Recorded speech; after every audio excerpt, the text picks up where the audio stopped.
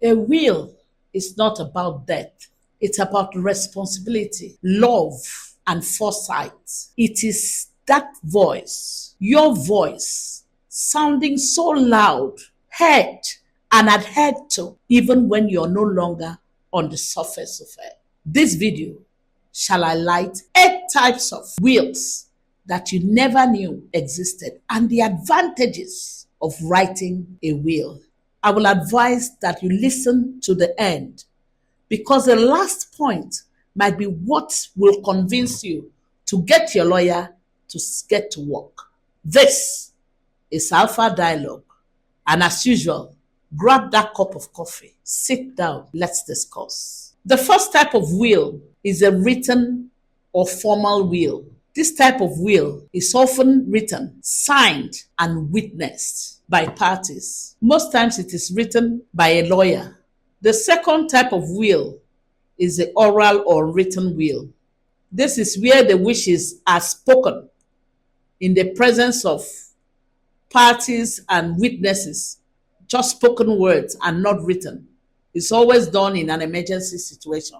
The third form of will is the living will. This type of will does not share properties. It's always done in a medical situation where you're critically ill. You may leave some instructions in case you're in a coma. Because it's often done when you're not medically sound.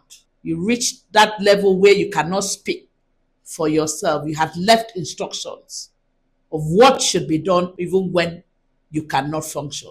The fourth type of will is a joint will. This type of will is done by husband and wife most times, where they jointly make a will. The disadvantage of this kind of will is that it is impossible to change anything if one of the parties is no more, except that clause was expressly addressed in the will. The fifth type of will is a mutual will. This is also common among spouses. 2 separate wills made separately but with a joint consent that neither of the will affects the other without the other party consenting to it. Individual and separate wills made but with one mutual agreement that they do not affect each other except with the consent of either of the parties. The sixth type of will is a privilege will. This type of will are made by people on special circumstances, like soldiers on special duties or sailors at the sea. This type of will has relaxed legal effect. It doesn't really have serious legal requirements. The seventh type of will is a holographic will. This type of will is often unwritten by the person writing the will on his own. It doesn't need witnesses. He handwrites what he wants to be done. It's often acceptable in some places, but in some places it is not. It's open for legal challenges in most places. Now, the last but not the least, the eighth type of will is a conditional will. This kind of will takes effect only if a particular condition has been met. If that condition is not met, then that will does not have effect. However, the best form of will is a will that is legal, clear, and properly written or prepared. Here are the advantages of a properly documented and written will. Number one, you decide what happens to your properties, to your money when you're no more. You guarantee the safety of the people that means a lot to you by allocating your land, your property, what you have, your real estate, to people that matters to you when you're no more here. Number two, it prevents family crisis. Now, we've witnessed a lot of conflict in families when a deceased is no more. You see family coming to struggle for properties, brothers taking up properties, and sometimes leaving the immediate family of a deceased stranded, their widows, at very vulnerable and critical state. A will helps you to secure your family and reduce conflict in your home and extended family when you're no more. Number three, a will protects your family when you're not there. It gives your family financial security and stability. Your family is not stranded. Even the minor, a will gives you the opportunity to nominate a guardian for a minor. So you shift that responsibility from the court.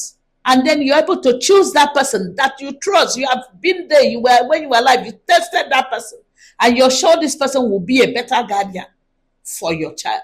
Number 4, speeds up asset distribution. A will in place ensures that your assets are distributed in time and without much expenses amongst the parties that you nominated to be beneficiaries than when you are no more without a will.